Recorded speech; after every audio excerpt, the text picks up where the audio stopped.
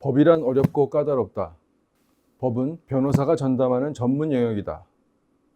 법이라는 말을 들을 때 일반인이 가장 먼저 떠올리는 생각들일 것입니다. 이에 대해서는 기업 경영자들도 크게 다르지 않습니다. 경영자들은 법을 골치 아픈 일로 여기고 문제가 생기기 전까지는 관심을 두지 않는 경우가 많습니다. 그러나 안타깝게도 경영과 법은 날이 갈수록 더욱더 긴밀해지고 있습니다. 법은 사업을 행하는 데 있어서 지켜야 할 규칙의 핵심입니다. 앞으로의 시대는 규칙이 변하는 시대, 즉 게임 체인징의 시대이며 법의 변화는 전략의 성패를 좌우하는 승부처가 될 것입니다. 법을 무시하고 경영 전략을 논의한다는 것은 이제 불가능하다고 해도 과언이 아닙니다. 우리는 법에 특별히 신경 쓰지 않아도 나쁜 의도 없이 상식대로만 살면 불법을 범하지 않을 것이라고 생각하는 경향이 있습니다. 즉, 범죄 의도가 없고 의식적으로 법의 경계를 넘지 않는 한 불법에 연루될 일은 없다는 것입니다. 그러나 불법은 생각보다 우리 가까이에 있습니다. 특히 치열한 경쟁 속에서 이윤을 추구하는 기업은 합법과 불법의 모호한 경계선에 부딪히는 경우가 의외로 많습니다. 즉, 적극적인 준법 관리를 수행하지 않을 경우 정상적인 기업도 어느 틈에 불법 시비에 말려들 수 있는 것입니다. 개인의 경우에도 법을 어김으로써 얻는 이득이 적발당했을 때의 징벌에 비해 더 크다면 불법 행위의 유혹을 받을 수 있습니다. 다만 개인의 윤리의식, 평판에 대한 고려, 사회적 규범의 압력 등이 이를 억제할 것입니다. 기업의 경우 사회적으로 평판이나 이미지 저하에 대한 우려가 크고 의사결정 과정도 체계화되어 있어 일부 임직원의 충동이나 판단 착오로 인한 불법이 잘 통제될 것으로 기대됩니다.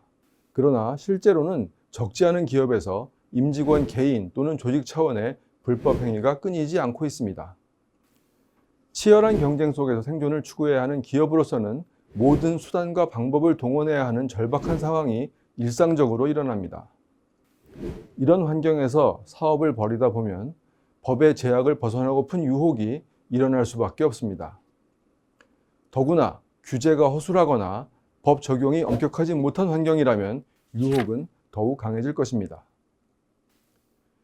그러나 이미 선진화된 우리나라는 물론 글로벌화의 확산으로 거의 대부분의 나라에서 법적 환경이 점점 더 엄격해지고 있습니다.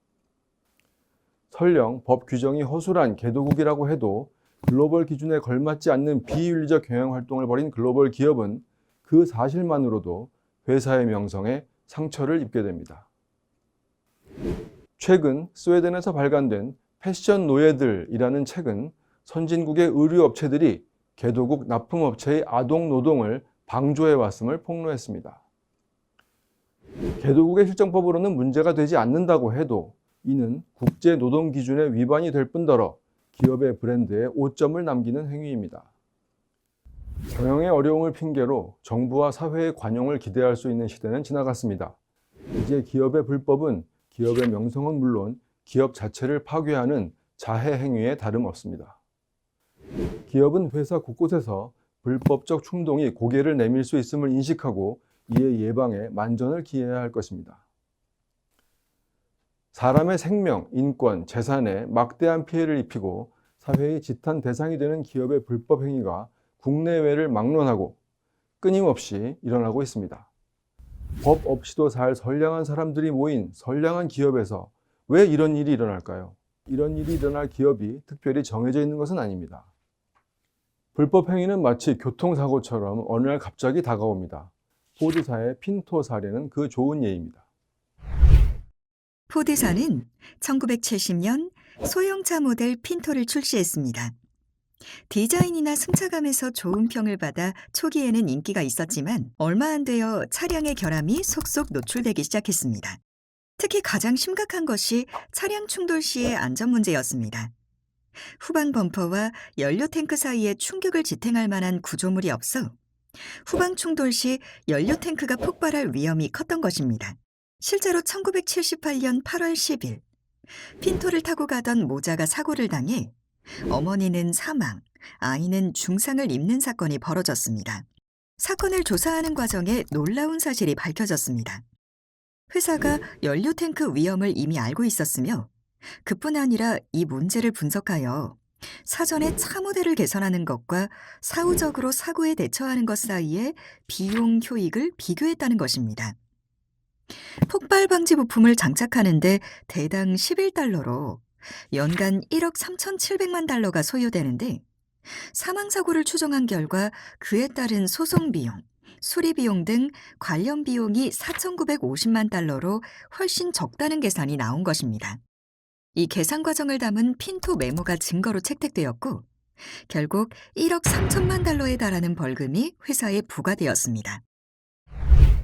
이 사건은 사람의 생명을 비용으로 환산하여 최적화를 한 것으로 불법 행위를 하나의 경영 전략으로 선택한 사례였습니다.